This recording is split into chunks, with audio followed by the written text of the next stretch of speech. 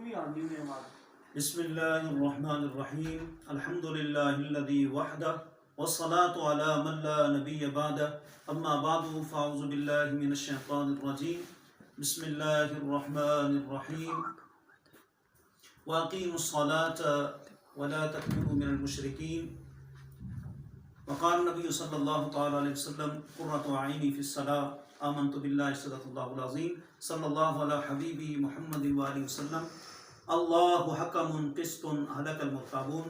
ناظرین، ہماری دوسری نشست ہے نماز کے اندر پیش آنے والی جو اغلاط ہیں ان کی اصلاح پر۔ تو دیکھیے کہ جب بھی نماز کے لیے کھڑا ہونا ہے تو طریقہ ذہن میں رکھنا ہے، جب تکبیر تحریمہ کہنی ہے اللہ اکبر کر کے ہاتھوں کو نیچے چھوڑنا نہیں ہے۔ کچھ لوگ اللہ اکبر کر کے ہاتھوں کو مکمل نیچے چھوڑ دیتے ہیں، یعنی ارسال کرتے ہیں، جس طرح آرمی پریڈ کرتی ہے اس طریقے سے نیچے ہاتھوں کو مکمل چھوڑتے ہیں۔ اس طرح نہیں کرنا چاہیے، بلکہ ہمیں اللہ اکبر کر کے ہاتھوں کو زیر ناف باندھ لینا چاہیے، یہی طریقہ ہے۔ اور اصول اور ضابطہ یہ ہے کہ جس جگہ بھی تکبیر کے بعد ہم نے کچھ کلمات ذکر مسنون کرنا ہو، کچھ کلمات پڑھنے ہوں، تو ایسے مقام پر پھر ہاتھوں کو باندھا جاتا ہے، ہاتھوں کو کھلے نہیں چھوڑا جاتا۔ یہ ایک پورا قاعدہ کلیہ ہے۔ یہ دیکھیں میرے پاس کتاب ہے البنایہ فی شرح الہدایہ، علامہ بدر الدین عینی رحمۃ اللہ تعالیٰ علیہ اس کے مصنف ہیں، اور 12 جلدوں میں یہ مکتبہ رشیدیہ سلکی روڈ سے جو ہے چھپی ہوئی ہے، اور مشہور کتاب فقہ حنفی کی ہدایہ اس کی یہ شرح ہے۔ علامہ بدر الدین عینی رحمۃ اللہ تعالیٰ علیہ فرماتے ہیں وَالْأَصْلُ فِي هَذَا الْبَابِ أَنَّ كُلَّ قِيَامٍ فِيهِ ذِكْرٌ مَسْنُونٌ يَعْتَمِدُ وَمَا لَا فَلَا اے وَمَا لَا يَكُونُ فِي ذِكْرٌ مَسْنُونٌ لَا يَعْتَمِدُ فِي وَهُوَ الصَّحِيحُ۔ علامہ بدر الدین عینی رحمۃ اللہ تعالیٰ فرماتے ہیں کہ ضابطہ یہ ہے کہ ہر ایسا قیام جس میں کچھ پڑھنا ذکر کرنا سنت ہے وہاں ہاتھوں کو باندھا جائے گا، اور جہاں کچھ پڑھنا سنت نہیں ہے وہاں ہاتھوں کو کھلا چھوڑا جائے گا۔ وہ صحیح ہو، اور اسی پر ہی جو ہے وہ فتویٰ ہے۔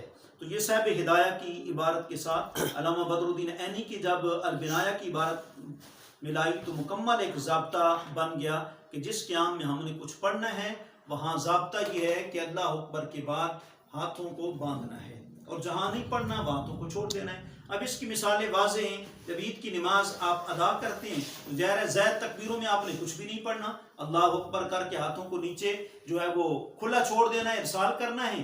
اور اسی طریقے سے جب نماز جنازہ میں آپ چوتھی تکبیر کہتے ہیں، پہلی 3 تکبیروں کے بعد تو کچھ پڑھتے ہیں، چوتھی تکبیر کے بعد سلام پھیرنا ہوتا ہے۔ جب چوتھی تکبیر آپ کہتے ہیں تو اس وقت جب آپ دائیں طرف سلام پھیریں تو بیک وقت دونوں ہاتھوں کو چھوڑ دینا چاہیے۔